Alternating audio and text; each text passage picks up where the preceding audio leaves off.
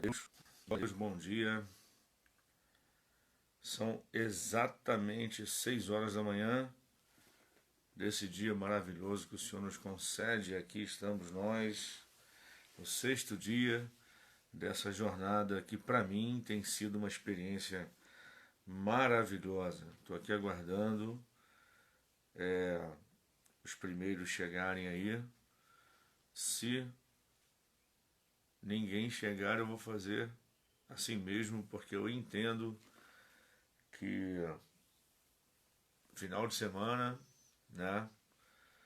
Alguns tiram para descansar um pouco mais, mas eu costumo dizer que quem tem propósito vai em busca. Não deixa esse negócio para depois, não. Bom, mas eu estou falando assim porque já tem gente chegando. Estou dizendo, quem tem propósito levanta cedo. Quem tem propósito não falha. Bom dia, irmã Maria José. Eu sei que essa gravação vai ser assistida por você, que não pôde estar às 6 da manhã e vai estar assistindo no seu horário. Bom, tive que usar um reforço de iluminação aqui, porque o dia ainda não amanheceu, gente. Pelo menos não aqui em Nova Iguaçu. E eu não vou ficar com os óculos o tempo todo porque refletem luz, mas para ler, sim. Bom, hoje, para mim aqui um sábado, um final de semana, mas não importa porque esse vídeo vai fazer parte de uma playlist que vai ser assistido por muitas pessoas em dias diferentes. Nós estamos numa jornada, não é isso, irmã Maria? Numa jornada chamada Aprendendo Prosperidade com Salomão em Provérbios. Esse desejo houve no meu coração uns dias atrás, bem no finalzinho do mês de julho, e eu acho que na última semana, né, do mês de julho, o Espírito de Deus, com certeza ele pôs um desejo no meu coração de fazer essa jornada de 31 dias, já que agosto tem 31 dias, que é o mesmo número de capítulos de Provérbios. Cada dia de agosto estamos falando sobre um capítulo de Provérbios, mas não lendo o capítulo todo e nem um estudo bíblico tradicional, né, versículo por versículo. Eu estou mergulhando com você nos princípios de prosperidade que Salomão nos ensina. Por que eu estou fazendo isso? Deixa eu primeiro abrir aqui. Irmã Micaela, não é isso? Glória a Deus. Seja bem-vinda. Por que nós estamos fazendo isso? Porque fala-se muito de prosperidade, ensina-se muito sobre finanças. Isso tudo bem, isso é muito bom. Mas a intenção é a gente mergulhar em provérbios e descobrir princípios que às vezes vão ser muito simples, mas são princípios. Princípios são princípios para serem obedecidos, seguidos, e eles não têm que ser complexos, complicados de se entender. Às vezes, a solução para o nosso problema está bem diante dos nossos olhos. São passos simples que não damos, que omitimos, que achamos tão simples que não é possível que seja só isso. Mas a gente acaba não fazendo nada. Então, estamos aqui no sexto dia e já passamos por 5 capítulos de Provérbios e dividimos 5 princípios, né? 5 chaves espirituais, uma para cada dia, em que Salomão, em cada capítulo, nos ensina sobre prosperidade. Ninguém tem mais autoridade que Salomão para fazer isso. O homem mais rico que já pisou a terra. Ah, pastor, então a intenção é a gente terminar essa jornada e ficar rico? Não, querido. A intenção é a gente aprender na fonte, que é a Bíblia, sobre prosperidade, para que mudemos os nossos hábitos errados, substituindo eles por hábitos corretos, para que a bênção de Deus não se afaste de nós e para que quando os recursos vierem, e não vão vir de graça, tá? Embora a graça de Deus ela é super abundante, a gente tem a nossa parte a fazer. Quando esses recursos vierem, a gente saber exatamente o que e como administrá-los à luz da Bíblia e aprendendo isso com Salomão. Pois bem, estamos aqui no capítulo 6 e eu posso dizer para você, já de antemão, que o que eu vou dividir com você aqui, à luz do que Salomão disse no capítulo 6, é o básico, tá? Para nós não entrarmos em armadilhas financeiras. Exatamente isso, tá? O básico para nós não cairmos em armadilha e para nós tomarmos uma direção certa. Capítulo 6 de Provérbios, se você tiver a sua Bíblia em mãos, ok. Se não tiver, eu vou ler para você. Eu marquei aqui, eu subtraí, entre aspas, né? Eu enxerguei nesse capítulo uma chave espiritual que também tem dois aspectos. Isso tem acontecido em alguns capítulos. Uma chave dentro desse capítulo, mas que tem dois aspectos, ou seja, uma chave dupla, que abre duas portas, digamos assim. Capítulo 6, eu quero ler primeiro com você, do verso 1 ao verso 5. Ok? Filho meu, se ficaste por fiador do teu companheiro, se deste a tua mão ao estranho, enredaste-te com as palavras da tua boca, prendeste-te com as palavras da tua boca. Faze, pois, isso agora, meu filho, e livra-te, pois já caíste nas mãos do teu companheiro. Vai, humilha-te e importuna o teu companheiro. Escuta, não deis sono aos teus olhos, nem repouso às tuas pálpebras. Livra-te como a gazela da mão do caçador e como a ave da mão do passarinheiro. O que ficou claro para você aqui? Logo no verso 1 e até o 5 que lemos, Salomão dá um conselho básico para nós não nos metermos em enrascadas financeiras. Não seja fiador de ninguém. Exatamente isso. Não ser fiador. Sabe o que é ser fiador? Eu peguei, você sabe, mas eu vou dividir com você uma explicação tirada do dicionário, sem tirar nem pôr nenhuma palavra. Eu vou ler para você aqui. Bom, está aqui a minha anotação, vou ler para você, mesmo sem óculos. Eu acho que dá. Aquele que se responsabiliza em pagar uma dívida caso outra pessoa não consiga pagar. Simples assim. Um avalista, aquele que se responsabiliza em pagar uma dívida caso outra pessoa não consiga pagar. Antes que alguém pense assim, mas, pastor, Jesus não fez isso? Jesus não pagou uma dívida que não era dele, morrendo em nosso lugar? Bom, Jesus tinha condições, porque toda a condição espiritual estava nele. Nele habitava a plenitude de Deus e da graça de Deus por não ter pecado. E espiritualmente, sim, espiritualmente, Jesus foi o nosso fiador, pagou a nossa fiança, pagou a nossa dívida. Mas, em outro momento, quando questionado sobre tributo, Jesus falou, bom, dai a César o que é de César e a Deus o que é de Deus.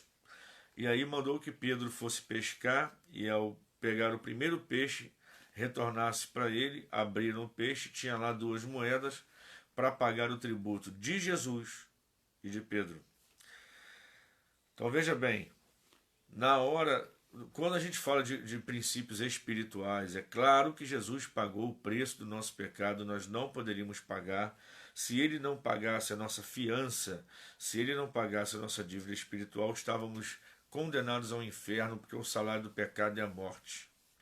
E ele nos perdoou e apagou o nosso pecado quando cremos nele, e aí a dívida espiritual está paga. Mas eu não estou falando de. Não vamos espiritualizar tudo, estou falando de situações financeiras reais. E numa situação financeira real, Jesus falou para Pedro: é mister, é necessário que paguemos o nosso tributo. Então fala o seguinte: nós, como filhos da casa, nem deveríamos, mas para que se cumpra a justiça, para que a gente não arrume problema, faz o seguinte: vai pescar. Pedro era pescador, Jesus mandou ele pescar, e com aquele peixe, lá dentro dele estava o pagamento do tributo dos dois. Jesus ensina o trabalhador a trabalhar. Eu vou dizer sobre isso daqui a pouco. Então, não vamos entender equivocadamente os princípios e tentar colocar um véu nos olhos e falar: não, isso aqui não é bem isso. Quer dizer, é exatamente isso. Querido, isso não ser fiador de alguém não é falta de amor, não é falta de compaixão, é ato de sabedoria. Porque ser fiador é assumir uma dívida dizendo: caso você não pague, deixa que eu pago. Olha, muitas vezes nós ignoramos esse princípio bíblico e aí a gente assume a responsabilidade, porque é assim, querido. O princípio é o seguinte: existe um princípio que, se a gente obedecer, a gente vai estar resguardado por ele. Se a gente não obedecer, a gente assume as consequências. Simples assim. Deus não vai te odiar se você se tornar fiador de alguém. Ele só te avisou pela palavra que não é para você fazer. Porque cada um tem que assumir as responsabilidades dos seus próprios atos. Agora, se eu falar para você que eu nunca fui fiador de alguém, eu vou estar mentindo. Ah, o senhor está confessando publicamente que errou? Sim. E foi um erro mesmo, porque eu tive que assumir. Eu já fui fiador por 2 vezes que eu me lembre. A primeira vez eu não tive nenhum problema. Graças a Deus, a misericórdia do Eterno me alcançou. A pessoa foi fiel até o final do seu contrato de aluguel. Mas eu era o fiador. Se ela não pagasse, eu teria que pagar. E numa outra situação, eu não me dei bem, não. Eu tive que assumir. Porque esse é o risco. Não adianta eu dizer pô, Deus, por que o Senhor me deixou cair numa enrascada dessa? Por que o Senhor não usou um profeta para me alertar para não entrar numa furada dessa? Por que o Senhor não enviou um anjo do céu para abrir os meus olhos? Precisa de algo mais? Tá aqui, ó. Não era para ser. Então, vou abrir um parênteses rapidinho, dar um abraço aqui na irmã Flaviane. Irmã Flaviane está lá em Portugal, né, gente? Olha só, nem sei que horário está lá agora. Parece que é um pouco mais tarde que o nosso aqui, não é isso? Está aqui o nosso irmão Rony também. Compartilha, eu vi o Rony compartilhando. Vai ser uma benção se vocês puderem fazer isso agora, enquanto estão me ouvindo aqui. Então, amados, eu sei que em alguns momentos a gente ignora esse princípio. Eu nunca mais fui fiador de ninguém. Agora a gente fica pensando assim: poxa, pastor, e se uma das suas filhas no futuro for comprar um apartamento e precisar de que alguém seja um fiador? Bom, eu não entendo muito de direito, não é a minha área, ainda mais direito imobiliário, mas na empresa de onde eu saí recentemente, por vontade própria pelo ministério, o que aconteceu? Eles substituíram, quando nós pedimos um empréstimo, sempre tinha que ter um avalista. No início eram 2 fiadores, 2. Depois bastaria 1. Depois eles substituíram a questão do avalista no contrato de empréstimo para ser aprovado por um seguro prestamista. Acho que esse é o termo. E esse seguro isentava, né, da necessidade de ter um avalista, um fiador, e eu fazia um seguro em cima do empréstimo. O que ia acontecer? Ia aumentar a parcela do empréstimo, né? Mas eu não precisaria de nenhum intermediário, de nenhum intermediador, de nenhum avalista, fiador. eu mesmo pagaria um seguro e caso eu viesse a faltar, o seguro cobriria o meu empréstimo. Por isso eu pagava uma parcela a mais. Então existem caminhos hoje, tá? Para que algo seja feito. Pesquise isso, caso você necessite. Porque o conselho bíblico é: não seja fiador. Não seja fiador, porque você vai assumir uma responsabilidade que não é sua, tá? Em alguns casos, a pessoa pode até se sentir mais confortável e se faltar é, um pouco de caráter, então o negócio complica muito. Que foi o que aconteceu comigo da segunda vez. E eu tive que assumir dali para frente. Então, o que isso tem a ver com prosperidade? Abrir os nossos olhos para não entrarmos em enrascadas financeiras, em armadilhas financeiras. Isso daí, esse termo armadilha financeira, se aplicaria em outras situações também, onde a gente não tem garantia nenhuma que aquilo vai dar certo e a gente entra assim mesmo e não adianta querer culpar a Deus depois. Por que que Deus não foi? Por que que meu pastor não é homem de Deus? Se fosse de verdade, ele teria recebido a revelação e aberto os meus olhos. Olha, eu já estou te dando a revelação. Na verdade, não fui eu. Está aqui, a revelação é a palavra. E ela está dizendo: filho meu, se você ficou por fiador do teu companheiro, tá? Você se prendeu numa armadilha. Palavras de Salomão. Então, essa chave de prosperidade é: não entre em enrascadas financeiras, tá? Eu já disse aqui um ditado que os antigos diziam, né? Não coloque o pé onde a mão não alcança. Então fica claro o seguinte: se eu tiver muitos recursos e eu me compadecer de alguém a ponto de aceitar ser fiador dele, tudo bem. Eu vou assumir a responsabilidade. Se a pessoa faltar, eu vou pagar. Isso não vai me fazer falta. Ótimo. Se não é esse o caso, se você coloca a tua casa, porque nessa situação, uma das situações que existem, né? Uma delas é a que me diz respeito, mas já foi resolvido graças a Deus. Mas eu, para ser fiador de alguém, eu dei como garantia, olha que loucura, a minha casa, se fosse o caso, tá? Porque era um empréstimo, uma doideira, irmãos. Mas eu era um funcionário, praticamente funcionário público, concursado, meu salário era muito bom e eu não tinha risco nenhum real de perder minha casa. Nenhum. Foi uma exigência documental como fiador, tive que apresentar a cópia da escritura da casa, assinar um termo, mas eu não tinha risco nenhum de perder a casa, meu salário era suficiente para cobrir a prestação se a pessoa faltasse. Mas se isso acontecesse, eu ia cobrir, mas eu ia entrar num aperto financeiro desnecessário. Por que desnecessário? Porque não era meu. Então é uma coisa para você pensar nisso aí. É o que diz Salomão. Então Salomão era o homem mais rico do mundo. E ele disse: não me peça para ser seu fiador, porque eu não vou ser. E digo mais, filho meu, não seja de ninguém, tá? Conselho do sábio Salomão.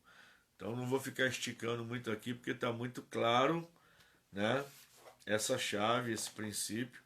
E como eu falei, esse capítulo tem um outro princípio simples, à beça e muito direto, que eu vou ler com vocês aqui do 6 ao 11, ok? Eu não estou apoiando na mesa, mas vamos lá. Ótimo. Do 6 ao 11.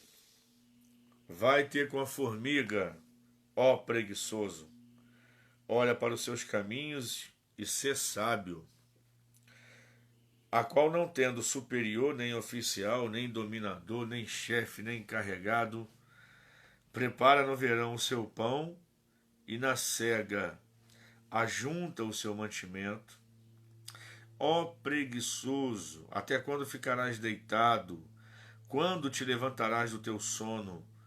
Aí Salomão diz assim, ó, é assim mesmo, ó, um pouco de sono, um pouco tosquenejando, aquela, né, aquela moscada, um pouco encruzando as mãos para estar deitado, assim te sobrevirá a tua pobreza como um ladrão e a tua necessidade como um homem armado. Bom, o segundo aspecto dessa chave do capítulo 6 para a nossa prosperidade financeira é: trabalhe. Trabalhe duro. Trabalhe certo. Trabalhe no tempo necessário. Faça o que tem que ser feito. E é isso aí. A formiga trabalha, estoca comida para que no inverno ela esteja abastecida. Trabalhe e guarde para o futuro. Trabalhe, poupe e invista. A formiga nos dá uma aula de quê? De trabalho? Sim. De trabalho duro? Você sabia, por exemplo, que há uma curiosidade no mundo das formigas? Uma formiga, ela pode aguentar 30 vezes o seu próprio peso? Pois é. Você sabia disso? Se não sabia, coloquei. Não sabia. Se sabia, 30 vezes. Então uma formiga pequenininha, você vê ela carregando uma folha que é muito maior que ela, você fala, é só uma folha. É só uma folha para você e para mim. Mas no peso proporcional da formiga são até 30 vezes o próprio peso o que ela consegue carregar. Então não diga que o seu trabalho é pesado demais. Olha para a formiga. Tá? Então é o seguinte, a formiga é um símbolo de trabalho, mas também a formiga é um símbolo de poupar para o futuro, de guardar para o dia da adversidade. Você e eu aprendemos com a palavra a necessidade de ter um fundo de segurança, uma reserva de segurança. O que seria uma reserva de segurança? Na linguagem dos especialistas em finanças, a reserva de segurança é pelo menos de 6 a 12 vezes o que você ganha por mês. O ideal é 12 vezes. Se você trabalha de carteira assinada, se você tem uma renda, um salário fixo, né? Pela CLT, você tem um salário, então você trabalha, pelo menos deve trabalhar o seu mês, suas despesas em cima do salário, não é isso? Então, você vive com o teu salário, perfeito? Eu quero até abrir um parênteses aqui, dar um alerta. A gente tem que acender a luz amarela quando a gente começa a gastar todo o salário sem ter nada reservado para uma emergência. E acender a luz vermelha quando ultrapassar. A luz amarela é advertência. Epa, repense. Pega lá teus gastos e vê o que você pode otimizar, o que precisa cortar e vê se tem como você gerar uma segunda renda extra. Preste atenção. Por quê? Se você e eu gastamos o que ganhamos, luz amarela. Se você ou eu gastamos mais do que ganhamos, é luz vermelha. E se você ou eu estamos numa bola de neve, é luz roxa, meu irmão. É luz negra. A luz negra, irmão. Então é o seguinte, os especialistas falam, reserva de segurança seria 12 vezes o teu salário. Vamos supor que você ganha R$1.000 por mês. O ideal é que você tenha 12 mil guardado. Eu não digo nem poupança, porque poupança, hoje, você perde dinheiro. Tá, querido? Poupança você perde dinheiro. Por quê? Porque o rendimento de uma poupança hoje está na casa dos 5 a 6%, se não me engano, ainda anual. 6% anual. E a inflação está maior que 6%. Então você o que a poupança te dá como lucro, rendimento, é falso. Tá? O governo não está te mentindo. Não. Ele te mostra. Se o rendimento da poupança é menor do que a inflação anual, você está perdendo dinheiro. Então, poupança não seria o lugar ideal para guardar dinheiro. Seria uma renda fixa, pelo menos, se você é conservador. Seria uma outra aplicação que não fosse a poupança. Por quê? Qualquer aplicação que faça o teu dinheiro, o rendimento anual ser maior que a inflação, você está ganhando. Se for igual, você está empatando. Se a inflação for maior que o rendimento, você está perdendo dinheiro. Então, se você, por exemplo, só para a gente, estou dando essa pincelada aqui, mas só uma questão de lógica, assim, bem, um raciocínio lógico para a gente pegar. Se eu ganho R$ 1.000 por mês, o ideal é que eu tenha 12 meses de reserva, 12 mil guardado. Por que isso? É o tempo que você vai ter para manter as suas contas, a sua casa, a sua família, suas despesas, caso você seja demitido até que arrume um outro trabalho. Então, hoje as pessoas ficam em média 6 meses desempregadas a 1 ano, né, quando conseguem um emprego rápido. Então, você tem que estar com uma reserva de segurança. As formigas fazem isso, né? Elas reservam recursos. Então, esse texto de capítulo 6, que é muito conhecido e muito simples, abre os nossos olhos para algumas verdades. A primeira delas é: não aceite uma dívida que não é sua. Ser fiador é assumir uma conta que não é sua, mas que você corre o risco de ter que pagar, caso alguém falhe com você. Segundo, trabalhe. Trabalhe duro. Uma formiga carrega até 30 vezes o próprio peso por vez. E ela trabalha uma estação inteira para descansar outra. Isso quer dizer que ela também guarda, reserva. Ok? A gente precisa se policiar e aprender a poupar, a guardar, a ter uma reserva de segurança e a fazer um investimento. Esses dois princípios, simples e muito importantes, são a chave do capítulo 6 para a prosperidade. Isso é a luz da Bíblia. Você estava pensando que o pastor vai dar para a gente aqui a chave da riqueza. Eu acho interessante os caras que vêm na internet falar isso. Bom, eu não vou discutir, talvez eles entendam muito mais de finanças que eu, mas 7 passos para se tornar rico. É mesmo? Então se tornar rico não é tão difícil assim não, né? Eu te daria um passo para se tornar rico. Ganhar na Mega Sena, acumulada. Não precisa nem de 7. Existem chaves que não são chaves. São pés de cabra tentando arrombar portas que não se arrombam. Portas são feitas para serem abertas. Toda fechadura tem a sua chave correspondente. O que eu estou falando para você aqui, compartilhando com você, é conhecimento bíblico, palavra pura e simples e direta, chaves espirituais bíblicas para uma prosperidade financeira que é abençoada por Deus, que é coerente e que é verdadeira. Bom, eu paro por aqui para não me tornar redundante. Se você quiser, depois você pode assistir de novo esse vídeo. Se ficou alguma dúvida, então fazer algum comentário. O bom de estar ao vivo, né, que vocês podem escrever. Eu estou olhando aqui para os comentários de vocês, tá? Vocês poderiam estar perguntando e eu respondendo. O Rony está falando ali, luz amarela. Isso aí, querido. Luz amarela é importante para a gente não entrar no nível da luz vermelha e depois ficar na luz negra, né? Misericórdia. Então é isso. Que Deus abençoe tua vida. Muito obrigado por você estar aqui.